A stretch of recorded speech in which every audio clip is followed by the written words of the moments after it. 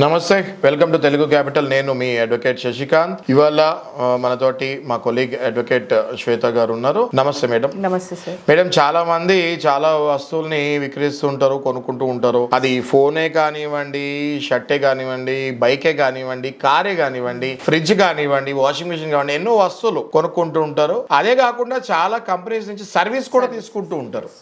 అంటే నాకు ఈ పలానా ప్రాబ్లం ఉంది, లేకపోతే what ever, I don't take professionals names కానీ ఎన్నో సర్వీసెస్ కూడా తీసుకుంటూ ఉంటారు. ఒక ఎగ్జాంపుల్ తీసుకుంటే ఆర్కిటెక్ట్, ఎక్కువ కేసులు ఇవే వస్తున్నాయి మేడం మనకి. ఇంటీరియర్ డిజైనింగ్ అని చెప్తారు, లక్షలు దోచుకుంటున్నారు. వాళ్ళు మాకు చెప్పింది ఒకటి, వాళ్ళు చేసింది ఒకటి. ఇంకోటి కన్స్ట్రక్షన్, ఇల్లు కట్టిస్తామని కాంట్రాక్ట్ లోకి దిగుతున్నారు. ఇల్లు కట్టేటప్పుడు ఏమో అన్ని బాగానే ఉంటుంది, అడ్వాన్స్ తీసుకుని కట్టిన తర్వాత ఇల్లు డబ్బులు కట్టిన తర్వాత వాడే మెటీరియల్ అన్ని కూడా చీప్ మెటీరియల్ వాడినా క్రాక్స్ వస్తున్నాయి. ఎక్కువ మటుకు ఇవే చూస్తున్నాం మనం. ఇట్లాంటి వాళ్ళకి అసలు చట్టం ఏం చెప్తుంది, వాళ్ళకున్న ప్రొవిజన్స్ ఏంటి? Okay, it's good question sir. Lot of people ఇప్పుడు ఎవరైతే ఉన్నారో హైదరాబాద్లో ఎక్కువ కన్స్యూమర్ కేసెస్ ఈ interior cases, correct, and few cases కార్లు, ఇవి వెహికల్స్ కి కన్స్ట్రక్షన్ కి సంబంధించినవి. మన దగ్గరకు వచ్చిన కేసు నేను ఒకటి ఎగ్జాంపుల్ చెప్తాను.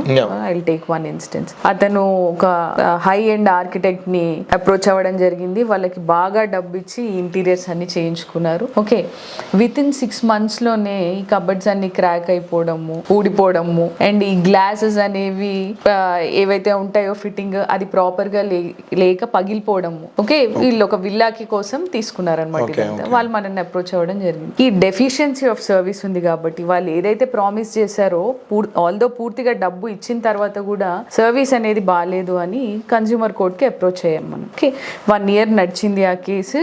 మొన్న వర్డిక్ట్ వచ్చింది, ఆర్డర్ అనేది పాస్ చేశారు. అతనికి 18 lakhs కంపెన్సేషన్ అనేది మనం ఇప్పించడం. వెరీ గుడ్ అండి. సో చాలా మందికి తెలీదు ఈ ఇంటీరియర్ డిజైనర్లు ఇంతేలే, ప్రాపర్ గా మెటీరియల్ వాడలేదు సరే అని ఇంకా అతన్ని అప్రోచ్ అవ్వకుండా ఇంకా వేరే ఆయన మళ్ళీ డబ్బు పెట్టి మళ్ళీ వీటిని రిపేర్ చేయించుకోవడానికి ట్రై చేస్తున్నారు. సో ఇలాగా డెఫిషియన్సీ ఆఫ్ సర్వీసెస్ ఉన్నప్పుడు అది వెహికల్సే కానివ్వండి, ఇంటీరియర్సే కానివ్వండి, కన్స్ట్రక్షన్ కానివ్వండి, ఒకవేళ మీ ఇల్లు ప్రాపర్ మెటీరియల్తో కట్టకుండా అవి క్రాక్స్ వచ్చినప్పుడు ఎటువంటి డెఫిషియన్సీ ఆఫ్ సర్వీసెస్లో అయినా మీరు కన్స్యూమర్ కోర్ట్ని అప్రోచ్ అవ్వచ్చు. మీరు కట్టిన డబ్బు ఎవ్రీథింగ్ విత్ ఇంట్రెస్ట్ మీరు వసూలు చేసుకోవచ్చు. You can definitely approach the court and take back your money.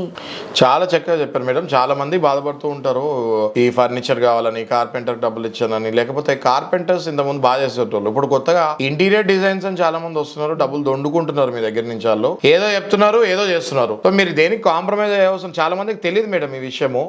Compromise అయ్యి వాళ్ళు 20-30 లక్షలు ఇచ్చేసిన తర్వాత అందులో 5 లక్షలు పని చేసి వీళ్ళు పారిపోవడం జరుగుతుంది.